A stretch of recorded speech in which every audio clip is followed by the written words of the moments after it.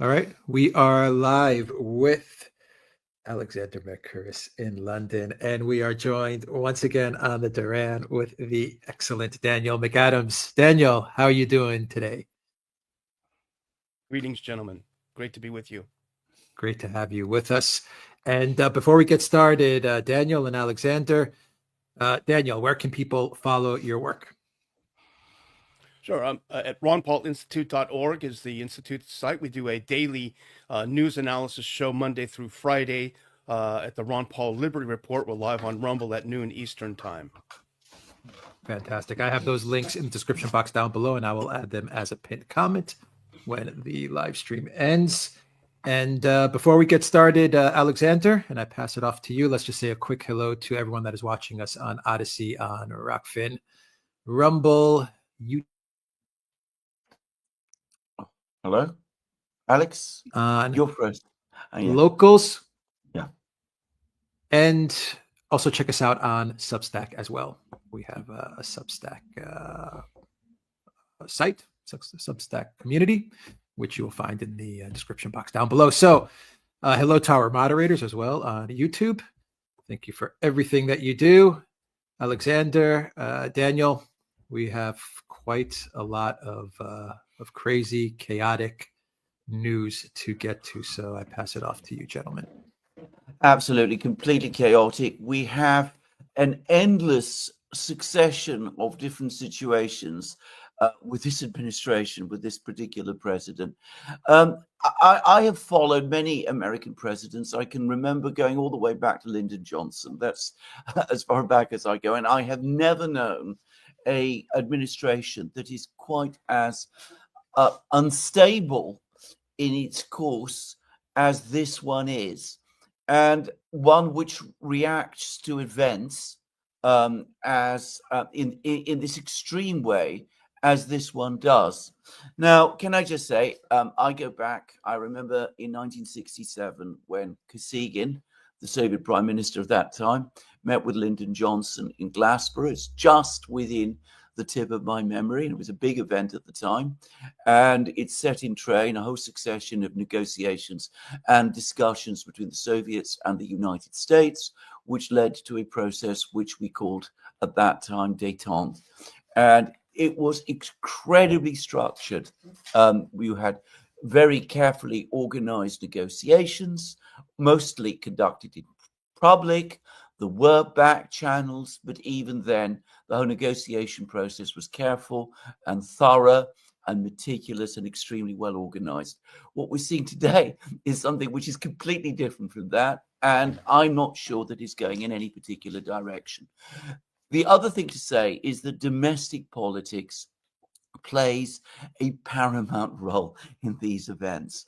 And this is why talking to someone like Daniel, who has an understanding of American politics, and particularly, I would say, American congressional politics, where he was very busy, is absolutely invaluable.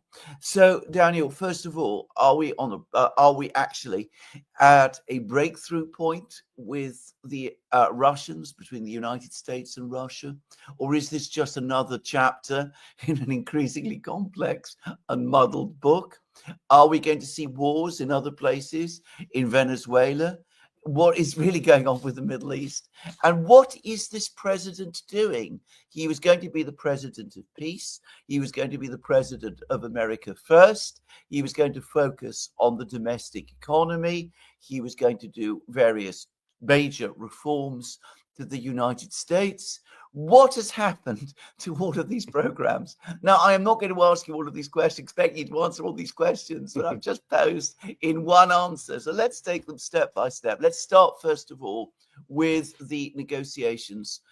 I mean, there are negotiations going on secretly, except it's not secret, between the Trump team and the Russians at the moment. I mean, what do you think is going on? Is this actually a project that the president himself is committed to, or is he going to change course the next moment something different comes?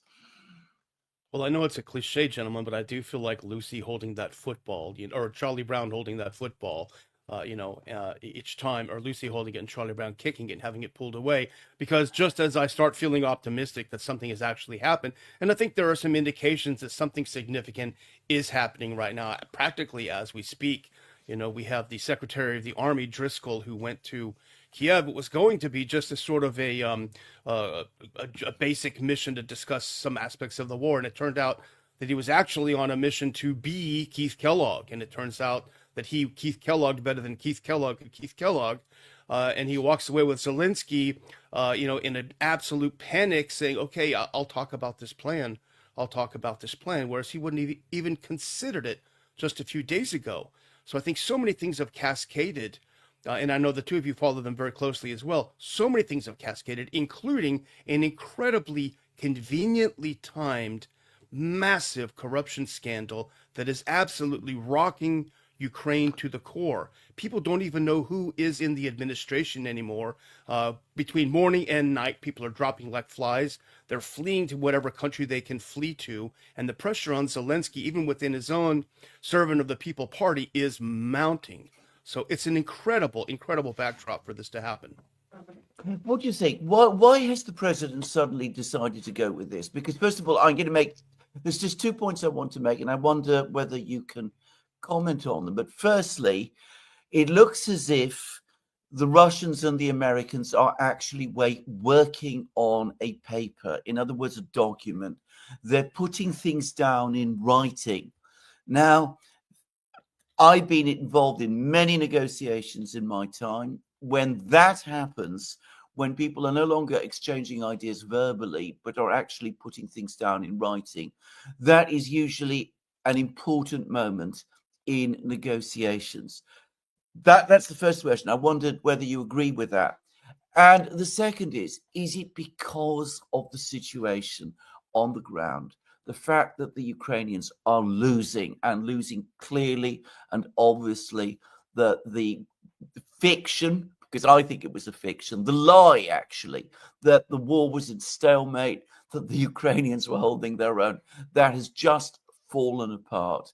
And this has suddenly panicked the administration into trying to do something fast, which can turn the situation around. What are your thoughts about those 2 points?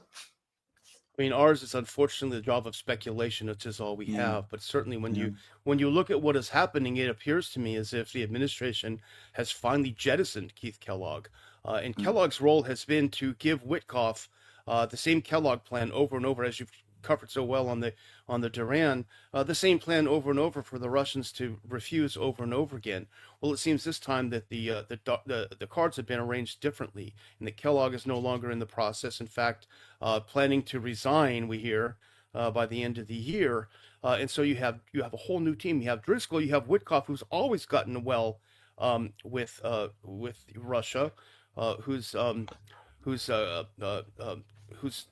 negotiated very well with his counterpart, his Russian counterpart, Kirill Dmitriev. They seem to have a rapport. Dmitriev went to American universities. He speaks English perfectly. He's the opposite of sort of a Hollywood version of a Russian negotiator or a Soviet negotiator. And so I think with jettisoning Kellogg, if that's indeed what happened, and we don't know, and bringing in Witkoff to do his Witkoff thing, and also bringing in Driscoll, a new face in the process, probably talking to Zelensky about the real facts on the ground, because we have to presume, and it's absolutely certain, there are people, and I know people in the Pentagon, they know what's happening there. They're paid to know what's happening there. But as with Iraq, only certain type of intelligence gets stovepiped up for the consumers, and the consumers don't want to hear the bad news. Well, it looks like there's a come to Jesus moment that they've had.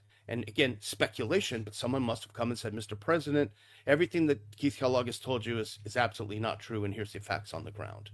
So that's my speculation. Can I just ask about this? What about the Senate? Because this is where I always get the sense that the real big congressional opposition is going to be. They're pushing again for these big sanctions that Lindsey Graham and Richard Blumenthal have been talking about. The president just a few days ago seemed to be giving support to this. How is this going to play there? If these reports that we're getting about these proposals are true, they basically undermine the whole premise upon which these key figures in the Senate, Lindsey Graham, the other hardliners there, have been working. And what is the mood in the Senate? I mean, are they going to accept this? Are they going to be pushed back? What can they do? One of the things that's very interesting, if you can take it at face value, is that Lindsey Graham, of course, remember, he was golfing with the president just over the weekend. So they were physically close and they spent a lot of time together. Well, he was interviewed, I think the piece was out in the Hill, and he said, I don't know anything about this 28-point peace plan, but it, something like, it sounds like a good idea. I hope it works. So if indeed that is the case, that this went on behind the back of Senator Graham, then that in itself is extremely telling, because Graham has made this his hobby horse more than anything else, more than Venezuela or anything else. This is his baby. And so if they have indeed gone behind his back to put this deal together, then I think it is significant, and it signals that the president is willing now, if that's the case, he's willing to actually, to conduct his constitutionally obligations to conduct foreign policy. And I think that may very well be the case. What has brought this about? I mean, why this sudden change? Now, we've had this course, and I just can take you through this. We had Witkoff goes to Moscow. Witkoff meets Putin. Putin and Witkoff seem to come to an understanding. Trump and Putin meet. The Russians tell us that Putin went through with Trump the understanding that he had reached with Witkoff. Asked Witkoff, asked Trump in Alaska, is this correct? Is this your policy? Is this your proposal? They apparently said yes. Putin says, fine, let's go ahead, let's agree with this. And then, of course, we get this sudden dramatic shift. We have the president talking about sending Tomahawk missiles to Ukraine. We have had the sanctions on Lukoil and Rosneft. We've had all the pile-up of pressure on the Russians. What was it, just the military situation that changed things, or has there been other things? Has there been any effect from the recent elections that took place where the Republicans did very badly? Is it perhaps issues in the economy? Is it problems over diesel, oil, and all of those things? Because I've seen all that suggested as well, that the president suddenly understands that an economic war at the moment is something he simply cannot afford politically. I think there's two things. The first thing is that after Alaska and after previous meetings that appeared to go well, you had one thing that happens that has not happened to this point, which is President Trump getting in touch with the Europeans, and President Trump getting in touch with Zelensky himself, and that's what made Alaska go south, I think, because of that. And it hasn't happened yet. Although I did notice that Witkoff was in touch with the German defense minister, and he said, "Hey, if you don't like the points, we can make some changes, whatever." But I think that's one thing. But the other thing that I can only speculate again, but Trump's style of governing does remind me of that of a real estate developer. Oh, you didn't tell me you wanted toilets in that building. That's going to be a lot extra. It's this sort of, I'm going to flex in front of you to get you to accept a deal. And so maybe that's what the Tomahawks were all about. But you're absolutely correct when it comes to President Trump's domestic popularity. His numbers are the lowest of either of his two terms in office, as I understand it, and sinking rapidly. That's number one. Number two, there's an absolute civil war in MAGA/America First over what it actually means to be America First. And that's massively important. And you have economic crisis in the United States as well. You have, even the president denies it, you have inflation. They're doing everything they can to hide the fact that there is inflation, including this cockamamie story that Thanksgiving dinner is cheaper than it has been in previous years. And how they did that is they just took a few things out of the basket. Oh, you didn't want a turkey, did you? Here, have a can of Spam. It's just as good. So all of these things are convening on a president who promised to put America first, who promised to get out of these wars. And no matter how many times he tells us that he solved 8 wars, the fact of the matter is none of them, as you gentlemen know very well, none of them are actually solved. There's the appearance of being solved, but they're not solved. And so he needs a W. in the ledger right now. And I think, frankly, it's a race against time. And I think that's become obvious. If there are any adults in the room around President Trump, and I hope there are, perhaps it's J.D. Vance, who I do think has a clear head. Came to him and said, "This is a race against time. There is not going to be anyone to sign that paper next week. If we don't get this thing through now, this is your last chance to walk away from this, to walk away from a lose. And so if you can get this thing signed, we'll work out the details, but we have to move now." I mean, it seems like as good an explanation as any. Yeah. Now, there's going to be a lot of people who are watching us who are going to say this is a trap, that the United States is laying a trap for Russia, it's laying a trap for Putin. None of this is real. If the Russians sign up to this, it's going to be Minsk 3 all over again. The United States will go back into Ukraine, they'll rearm Ukraine, whatever promises they make, they won't actually abide by. What do you say to that? I think they're probably right. I mean, it is very dangerous, but the one thing that, I mean, what might be reassuring is the fact that Russia has not wavered from the very beginning, from the day they decided to move in. They saw what happened with the Minsk agreements. They've not wavered. These are our terms. This is what we'll take to end this war, and they haven't changed. And so, if they don't change, and it doesn't look like much will change now, although there are certainly a lot of open questions, things like Odessa and others that remain open.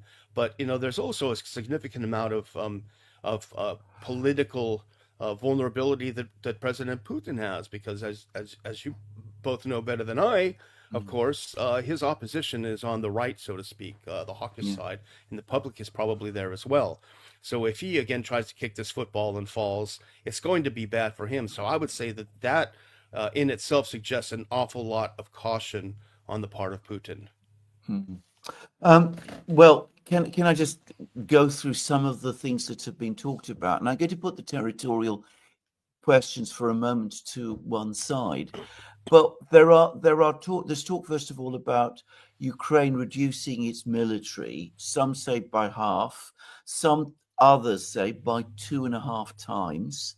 That is an extremely sharp reduction.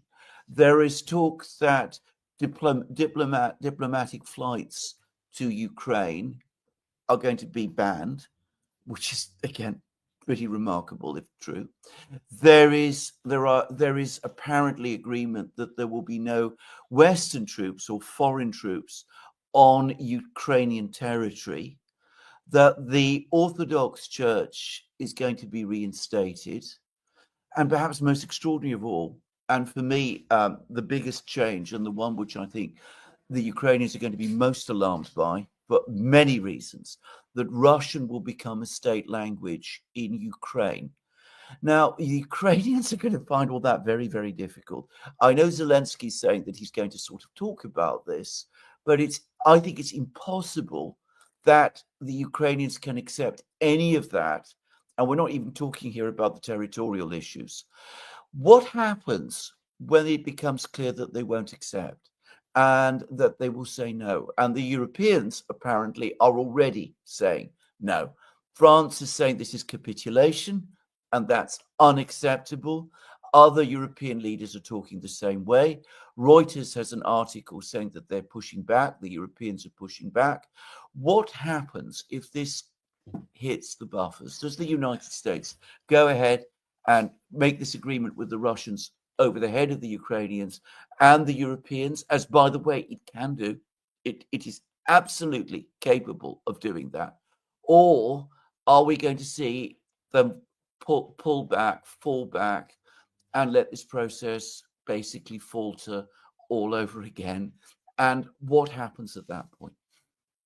Well, as damaging as the corruption scandal has been to Zelensky's government, it's been, I would argue, as damaging to the Europeans as it has. Because look at their reaction.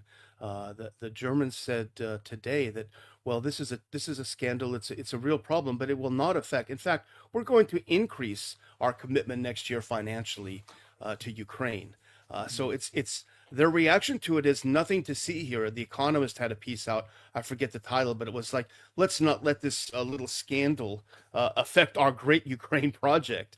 So their reaction to it, I think, has made it very obvious how irrelevant they are to the picture. Ukraine is irrelevant to the picture. So if President Putin and President Trump, who I do believe genuinely get along, they see eye to eye, if they make a broader, more encompassing agreement, and not just about this war, but about the future of U.S.-Russia relations, and who knows what kinds of little tidbits are going to be in this agreement. Maybe there'll be Russia's pretty smart. Maybe there'll be a little role for the Americans in the reconstruction, so we can pick up some of the tab for that. But that will sweeten the pie a little bit for President Trump. Maybe Jared will get to build some buildings out there in the Donbass. Who knows? But I think absolutely the deal can be made. And here's another interesting indication, and I hesitate to put too much emphasis on this, but the U.S. ambassador to NATO, just the Telegraph reported, I'm sure you've seen it, reported that the U.S. would like to have a German general for the first time in 70 years take over leadership of NATO, which to me, in the words of the great Alex Christoforos, is Audi 5000. We're out of here, you guys. You take it over. So you want NATO? It's all yours. We're going to make a deal with Russia. We're going to build our business relationships, and it'll be to our benefit. You can have this old used car. Very interesting. Well, the other thing is, what about oil? What about energy? Russia's a major energy producer. The Russians have hinted, in fact, they're not hinted, they've actually said that they're very happy to work with the United States to try to stabilize energy prices.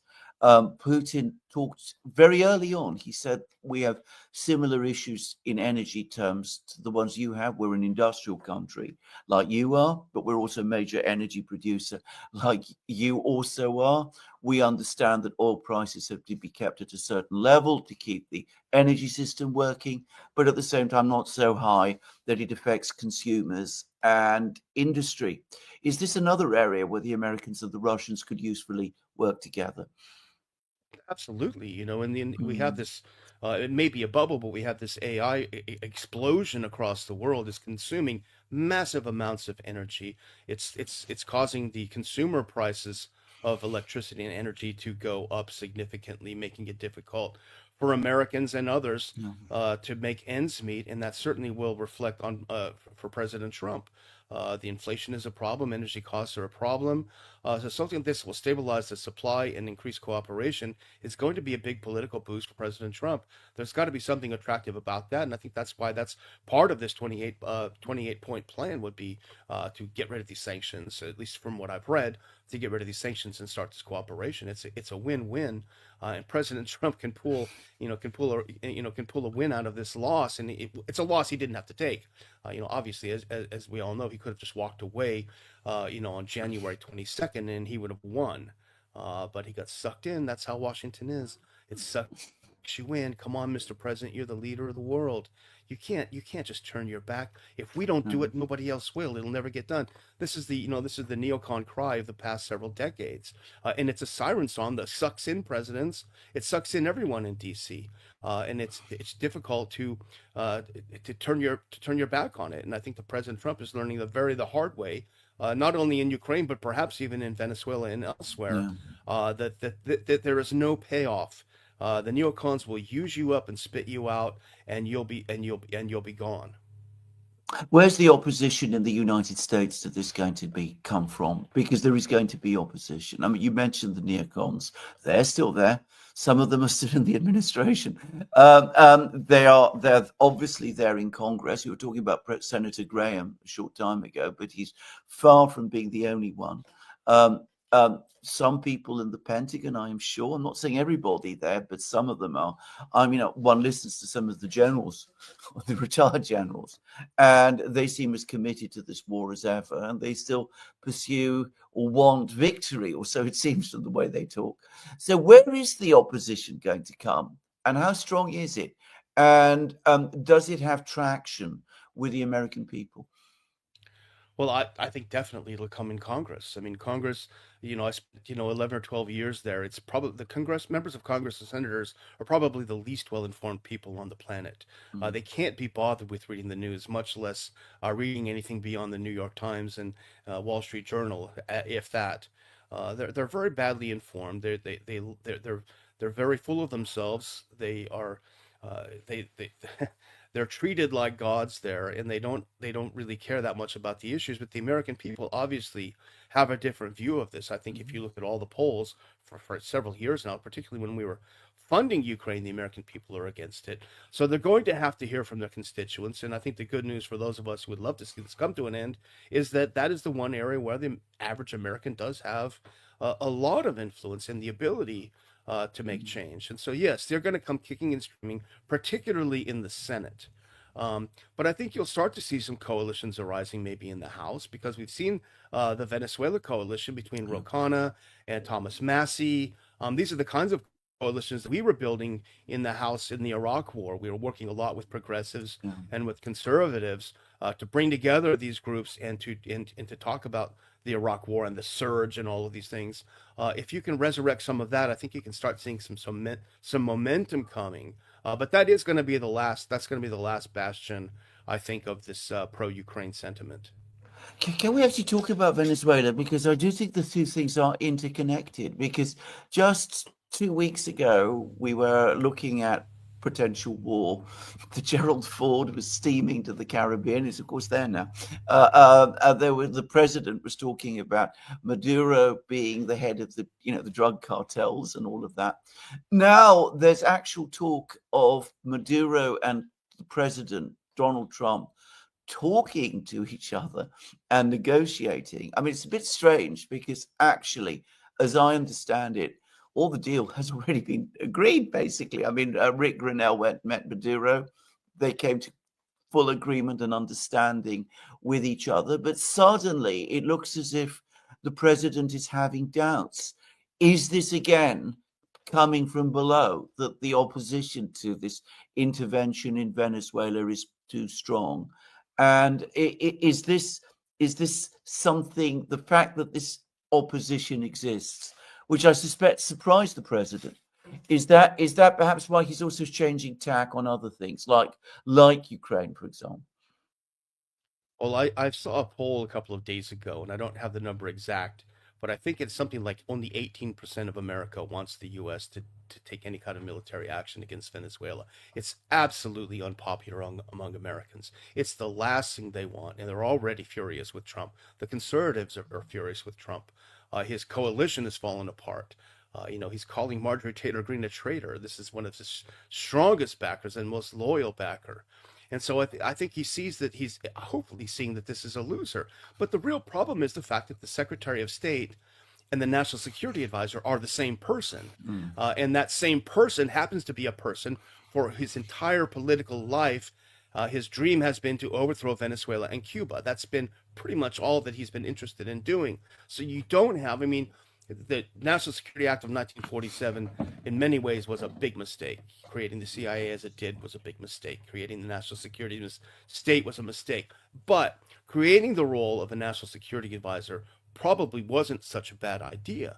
And you can imagine what you would want to have. Well, certainly in a Secretary of State, you wouldn't want a hawk like Rubio. You'd want a diplomat. But you don't. You've got Rubio. Okay. But you'd want to have someone as a National Security Advisor to balance off of each other. Imagine someone like a Colonel Doug McGregor, who I think should have been the National Security Advisor and should be. He could sit down Marco Rubio and completely demolish his arguments in front of President Trump. And he did it in the past. I mean, he's the one who came up with the plan to get out of Afghanistan, and he convinced the president to sign off on it. He could do that. That's what you need to have. And I just wish President Trump would understand that. It doesn't mean you have to take McGregor's or a McGregor's position every time, but you need to have that give and take. And I would have thought that Trump, at least in his business life, from what is said about him, he likes having that. He likes having his employees, people underneath him, at each other's throats practically. And it does work in foreign policy. You need that. Yeah, absolutely. You need a diversity of views so that you can listen to what various people say President Kennedy did it. Can I just ask this? And this is something I don't myself understand. Why has Venezuela been such a mobilizing issue in the United States? Why is opposition to this so strong? Because I can't imagine that there is huge support in the United States for Maduro's government. Maybe there is, but I mean, maybe there is some on the left. But what is it exactly about this conflict in Venezuela, this potential conflict that has galvanized people? Is it the threat of military action? Is that what they oppose? Or is it because memories of the United States intervening in Latin America are still very strong and people are worried about that?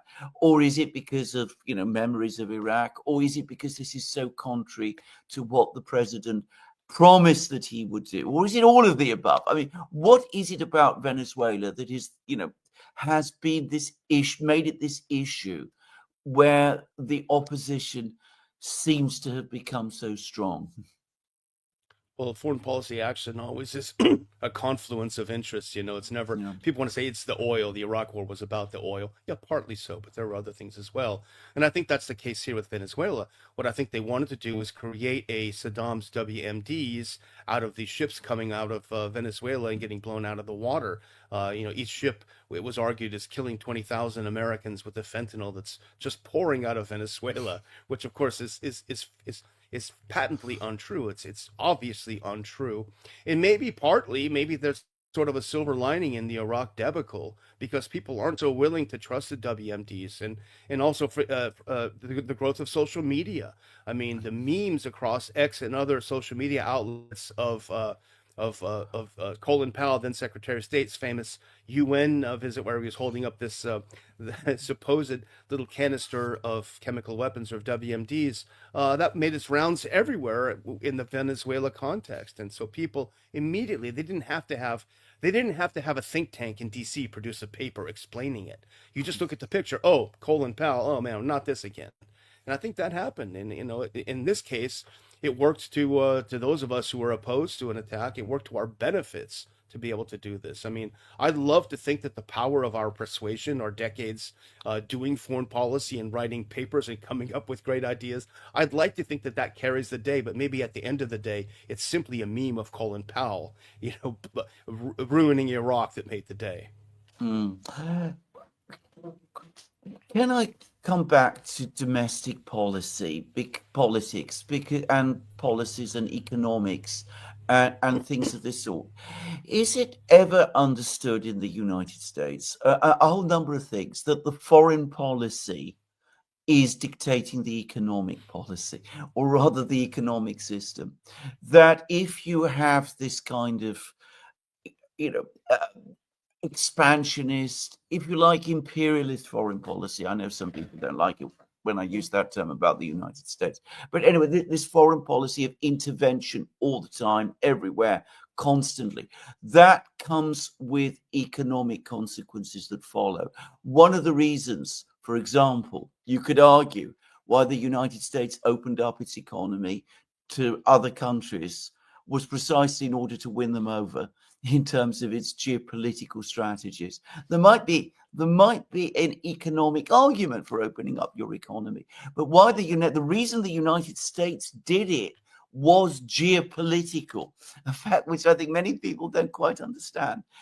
The president seems to want a different sort of economic policy. That is what he promised his base. That is why people voted for him. But his foreign policy up to now has been in conflict with it. Is this ever really understood or debated in the United States? I don't think it has been. The consequences of our assertive, aggressive foreign policy have never been clearly seen by most Americans. It's always been wrapped in a flag, of course. You don't support the troops. In the case of Venezuela, oh, you want drugs to come into the country? No, none of us do. But that's how it's always been wrapped, and they've always been far away. Oh, we blew up Libya. It doesn't matter to us. We wake up the next day. But I think the economic consequences of the U.S. military empire, and if it, if it were only the sort of colonialism where we could actually get something out of it, the only people to get anything out of it in the U.S. are the oligarchs. But I think it's starting to hit home, and I think that is the base, that is the emotional, intellectual base of the MAGA movement. Is we are realizing now that our standard of living here in the United States is undermined by our foreign policy. Definitely Trump 1.0 got it. That's why he won the Rust Belt states. He appealed to working class blue collar Americans. He spoke their language literally. He could speak to them in a way that they understood, and they voted for him. He's lost that. He's lost his way this first almost year of his presidency. He started out strong, but he's lost his way. He's lost his ability to speak to these people. And these people are getting increasingly angry because they are starting to understand. The median age of buying a house in the U.S. now is 40 years old. You're trying to start a family with a wife of 40 years old. That's just when you're starting. It's impossible. It used to be, certainly when I was growing up. I grew up in a blue collar family. My father had a job. My mother stayed at home with the kids. They bought a house. It wasn't an elaborate house, that's for sure, but you could afford to buy a house and live in it and have a vacation. And young people of my father's age, when he bought the house, it's not even, it's beyond your wildest dreams to do something like that. So something has really been lost in the United States. And I think particularly it's driven by this younger generation who understands that they're going to pay for the excesses of the preceding generations. Let's go back again to the Ukraine negotiations. If, as I said, it fails, and it might do. I mean, if I was to actually put money on it, I would say that it's not going to succeed because the opposition from Europe and from the Ukrainians is going to be too strong. Is this the moment the president finally walks away? I mean, we've all been talking about this many times, but he does have that option. If he's not prepared to impose a solution, which I believe he can do, by the way, at least on the Ukrainians than the Europeans, but he can impose a solution. But if he's not prepared to do that, does he finally walk away if this fails? I mean, I think he only has two options yet left, which is one, to push this through. He's got to do a Don Corleone. Mr. Zelensky, either your signature or your brains are going to be on this contract. That's number one. He's going to have to do that, or he's going to have to walk away. Otherwise, there's going to be a big L in the column for him. He will have lost this war, and it'll be a disgrace for him. I don't think he can manage that. He can handle that. So I think those are his only two options left, and it really is a race against time. I mean, maybe I'm wrong, but it does seem like the Ukrainian government is literally disintegrating before our eyes. And by the way, Russian troops are in the center of Seversk, and they're not about to stop there. I mean, they're just starting to hit the pace. So things are happening very, very quickly right now. Maybe we're on the edge of a follow Saigon moment. Who knows?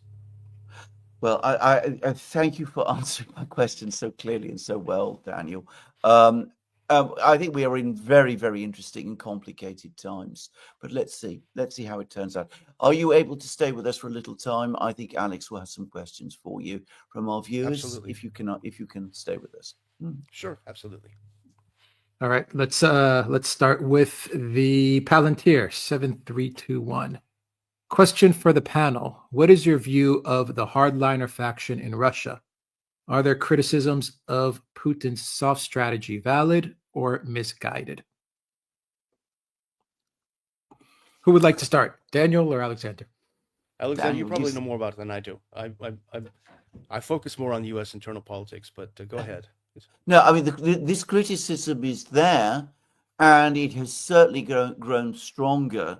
And of course, it became especially strong over the last few months in connection with the apparent failure of the meeting in Alaska and the proposal that was floating around the United States, and which the president appeared at one time to be backing, to deploy Tomahawk missiles to Ukraine. And there was a whole series of press conferences, meetings with the media, meetings with public personalities, which we covered on the Duran, in which Putin was directly challenged about these issues by the Russian media. They were saying, Why are we agreeing to any of this? Why are we negotiating with the United States when they're not? They're clearly all the time supporting the Ukrainians. They're talking about launching missile strikes against our country. So that pressure is there, and it is growing stronger, and it will get much stronger now because, of course, the Russians feel, the Russian public feels, we're winning the war. We are on the brink of victory. Why must we negotiate at all? Why don't we just take Kiev and have an end to this? I think that Putin's political authority is still sufficiently strong that provided this is a deal that will stick, and there are, from what we're hearing, there are very big concessions here. Perhaps making the Russian state language, Russia's state language in Ukraine, again, is the decisive one. If that happens, then I think he will be able to persuade people to accept it. But there will be criticism. And if you follow the Russian media and Russian social media and the Telegram channels, you can see the skepticism there is very deep indeed. So when Daniel says that this is a race against time, for Putin, it is a race against time also. I think he wants a deal with the United States for many, many reasons. But his maneuver room, his space to make that deal is narrowing constantly. I think the greatest tragedy, if this does end the way it looks, it will be happy that it's over. But we're basically going back to Yanukovych. That's how it ends. So all these people have died for nothing. The country's been destroyed for nothing. And here we are, we're back. And that's the best case scenario we could have. A neutral Russia that does business with the EU, and the neutral Ukraine that does business with the EU and Russia both. It's terrible that we've had to go through all of this. They've had to go through all of this to get back to the starting point. From Vincent, 79424 says, given Trump's massively disappointing first year, Daniel, do you think that he will survive politically through the rest of his term? I think he's going to have an extremely difficult time in the midterm elections. We've got a preview a couple of weeks ago. Robert Barnes did a magnificent job, in my opinion, of really digging into the fine grain of the fault lines in American politics. There's no way I could even approach his level of analysis, but I think it's very clear for people to see that there is a very, very strong likelihood that the president will lose, certainly the House, maybe the Senate. And if that's the case, then we're going to be mired for 2 years in endless kinds of sort of impeachment hearings and things of this nature. So he's still fighting Republicans rather than trying to fight to get more seats for Republicans. So he needs a wake-up call, certainly, but he doesn't have a lot of time left to do it. You know, we're going to wake up, it's going to be January, and you're going to start hearing a lot about primaries. You're going to start hearing a lot of things happening, and there's just not a lot of time. There's not a lot of time to turn the economy around. So, I mean, I sense I love a divided government because nothing gets done, which is the best thing for us. But nevertheless, for Trump, politically, someone has got to tell him, look, you don't have a lot of time here. You know, you don't. From John Roberts TV, what will it take for the U.S. to pull our bases out of Europe and or Japan and South Korea? I don't see any signs that our military budget will ever be cut. Even Doge did not attempt any defense cuts. Economic collapse, which is right around the corner. Maybe the AI bubble will burst, just like the dot-com bubble burst and the housing bubble burst in 2008. As terrible as that would be for the most vulnerable Americans, that may be what it takes to be a wake-up call for everyone else. From Mr. Sancho Relaxo, millions of social studies grads, no STEM engineers. Western collapse was inevitable. If empires can't make anything, they go and break everything. Your thoughts? So you mean the influencers aren't going to make the day? They're not going to bring us into the land of milk and honey? That's how disturbing that is. Can I just make a quick observation here? Because, of course, I live in Britain. So this is, if you want to have this pattern of a country that starts enormously technologically efficient, where engineers are highly valued and things of that kind. Well, of course, that was what Britain was in the 18th and early 19th centuries. And empire always takes away the emphasis from that, because what the empire wants are imperial administrators, not people who are engineers and technicians and scientists and things of that kind. And in fact, your entire engineering base starts to become skewed. So, you start focusing on, big cars like the Rolls-Royce with its seats and its woodwork, rather than the engineering that, say, produces the Model T Ford, things of that kind. So that is a consequence and a product of empire. If you want people to go and do STEM in the United States, you need to make it attractive to people to do that, not by forcing them to, or creating, quotas or things like that, which we're doing in Europe now, but just by allowing the economy and society to develop organically and in a Republican way, a democratic Republican way, just to say. Mm-hmm. Zariel, yeah, go ahead, Daniel. I was just going to, they might be one of the bright points in the Trump administration so far is fulfilling his promise to open up oil and gas exploration in the U.S. That takes a lot of engineers. They make a lot of money. They do very well. So that sort of thing does help. But, the U.S. empire began in 1913 with the creation of the Federal Reserve. That's been it's not really the physical basis all over the world. It's the creation of the U.S. as the dollar reserve currency. And that's been sort of a blessing and a curse to the United States since then. Yeah. Zariel asks, why is Donald J. Trump killing his only base? Only MAGA works. I can only conclude ego. Ego.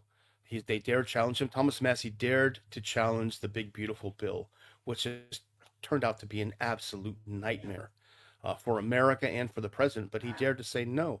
President Trump loves people. He loves the Swiss to come in and bring gold bricks. He loves to see the European leaders sitting there like, school children to be lectured. He doesn't like someone like Putin, although he respects someone like Putin to stand up to him. But he doesn't like when people in Congress stand up to him. He's one of the strangest presidents, and my memory goes back to Nixon almost as long as yours, Alexander. But I don't think we've ever had anyone as strange, just in a personal way. They've all had their foibles, but Trump's a strange person. Mark Hewitt asks, Kellogg has gone. Who's next? Is Kellogg the first official in the Trump White House to leave? Waltz. Well, yeah, Waltz. Yeah, got he moved, left. kind of. I mean, yeah. He got put in the corner. To the UN. But is Kellogg? Is he going to be the first official to step away? I think so. In this term. I think so. It'll be interesting. I mean, I don't want to, I wonder about Kellogg. I mean, I wonder, because I do think that this whole this corruption scandal was very conveniently timed, and I just certainly I don't have any information, but I wonder who else might be caught up in it, who might have been told, look, we would hate to see some of this stuff getting out, and I'm not saying his name, but who knows how far it reached. There's a lot of, it's not just the Ukrainians who are corrupt, we have our own military industrial complex here who loves all of this stuff as well. Yeah, good point. From the Palantir 7321, if you are in Russia's shoes, what guarantees do you have that the U.S. is negotiating in good faith with the peace plan and not luring you into Minsk III? I think your best guarantees are called Oreshnik, Budavestnik, Poseidon. I mean, these things are real things. They exist, and at the end of the day, does it really matter to Russia if there's a signature of Zelensky on the paper? It doesn't matter to them. Now, Kaja Kallas might be upset because she doesn't think that Russia's making enough concessions, because, of course, we all know in our study of history that when you win a war, you're the one who makes the concessions. That's how it's always been, right? That's how it always works. Elza asks, Mr. McAdams, are there American politicians who take the EU seriously and who are interested in Europe, or do they all share Newland's F the EU attitude? I don't think they know anything about it or care for the most part. There are people in Washington I believe in Congress who like the trappings of it, but I don't think they know very much about it.